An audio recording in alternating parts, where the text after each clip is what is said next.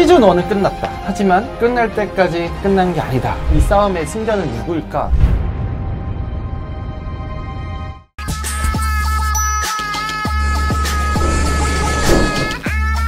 한 2년 가까운 시간 동안 한진칼이 정말 요동을 쳤습니다. KCJI가 주주로서의 목소리를 내겠다고 주주 제안을 하기 시작했고, 한진칼에서는 뭐야 쓸데없는 소리 하지마 열받아서 지분을 계속 사모으고, 총수 일가의 사회적인 논란도 터지면서 지분들이 막 더 모이기 시작했고, 조양호 회장이 돌아가시면서 남매끼리 경영권을 가지고 싸우다가 조현아 전 부회장이 사실은 튕겨져 나오면서 갑자기 또 연합을 구성하고 하면서 정말 이 요동을 치면서 조원태 회장이 한진칼에 있는 대표이사 자리를 박탈당할 수도 있는 절체절명의 위기까지 몰렸다가 지분 10%를 가진 산업은행이라는 어마어마한 구세주가 들어오면서 결과론적으로는 경영권을 유지를 할 수 있게 된 겁니다. 최근에 이제 언론 보도도 나왔는데, 3자연합이 3월로 예정된 한진칼 주주총회에서 주주 제안을 하지 않기로 했어요. 주주 제안이라는 건 주주가 회사의 발전을 위해서 주주로서의 목소리를 내는 어떤 그런 절차인데 하지 않겠다고 한 거예요. 3자연합이 요구를 하지 않는 것은 사실상 경영권 분쟁에 종결됐다, 이렇게 봐도 과언은 아닙니다.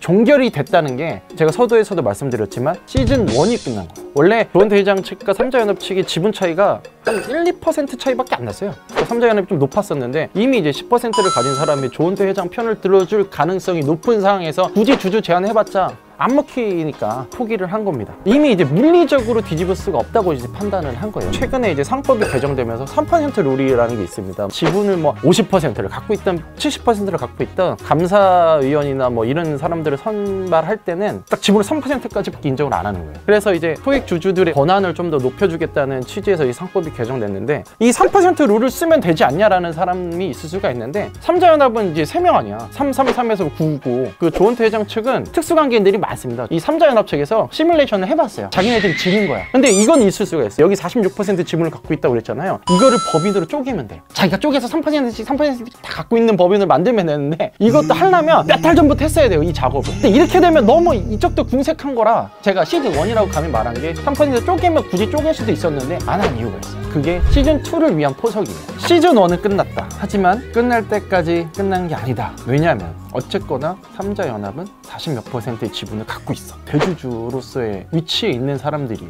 3자연합은 사실상 이제 해체 수준으로 갈 겁니다. 이번 주총에서 경영권 획득에 준하는 조치가 일어나지 않으면 합쳐질 이유가 없어져서 사실상 안 합치는 것이 계약이라고 제가 알고 있어요. 근데 중요한 건 서로 싸워서 헤어진 게 아니기 때문에 얼마든지 어디서든 다시 만날 수가 있는 거예요. 그래서 저는 감히 시즌2가 언제든 발생을 할 수가 있다고요. 이 산업은행이 여기에 편을 들겠다고 말한 적도 없어, 사실은. 혹시나 이 조원태 회장 측의 이 지분 관계나 어떤 경영상에 문제가 생겨버리면 골치 아픈 문제가 발생해요. 어머니가 혹시나 나중에 돌아가시게 되면 그 지분을 또 나눠야 돼, 자식들끼리. 또 이 변수가 생기는 거야. 이게 어떻게 될지 모릅니다. 단 3자연합의 이 지분이 공고하게 있어야 된다는 가정하에 조현아 전 부사장 지분은 뭐 그대로 있겠지. 반도건설도 제가 볼 때는 상당 부분 갖고 있을 가능성이 높아요. 근데 문제는 이 KCJI 지분인데, KCJI는 아시겠지만 사모펀드예요. 처음에는 시세 차익을 얻으러 들어왔는데 어느 날부터는 자기가 이제 나가고 싶어도 못 나가기가 굉장히 쉽지 않은 상황에 빠져 있어요. 지분 구조가 이렇게 묶여 있는 한 끝날 때까지 끝난 건 아닙니다. 이 싸움의 승자는 누구일까? 라는 질문을 누군가 한다면 아무도 이긴 사람이 없어요. 어떻게 보면 다 패자예요. 3자연합 입장에서는 소위 경영권에 영향을 줄 수 있는 자기 인사를 한 명도 넣지 못한다는 의미에서는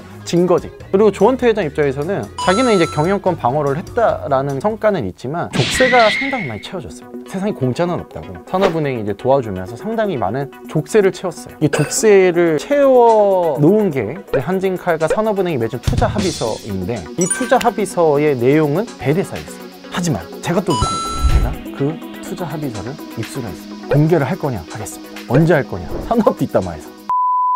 자, 투자 합의서 내용은 산업 뒷담화에서 얘기를 하고, 3자연합 입장은 지분이 그대로 유지되는 한 이 사람들은 그냥 가만히 있는 게 최고의 대처라고 저는 생각을 해요. 강성부 대표랑 저희 통화를 했는데 자기네들이 원하는 대로 됐다 이거야. 근데 그 말이 맞아. KCJI가 경영 분쟁을 촉발하면서 얘기했던 게 부동산 자산 매각, 수익성 없는 사업 버리기, 외부 사회 이사를 데려와라, 뭐 등등등이 있었거든요. 본의 아니게 결과론적으로 보면 진짜 3자연합이 하자는 대로 상당히 많이 됐어요. 투자 합의서에 보면 그 연합이 주장했던 내용이 되게 많이 들어가 있어요. 조원태 회장 입장에서도 경영권을 얻고 아시아나를 얻었다는 부분도 있지만 본인이 그룹 회장으로서의 역할만 하고 사실상 문신의 폭이 뭐 좁아진 것도 있고, 근데 삼자연합 입장에서는 자기네들이 주구장창 얘기했던 게 이루어지곤 있지만 본인들이 가서 뭘 할 수는 없는 구조가 돼버렸고, 잃고 얻고가 굉장히 많은 거죠.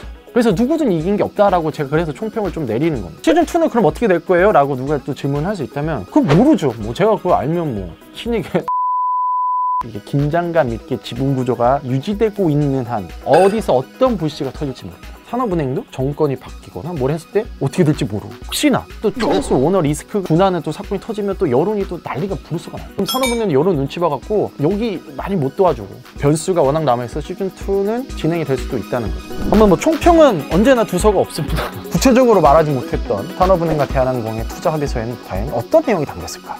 산업 뒷담화에서 만나도록 하겠습니다.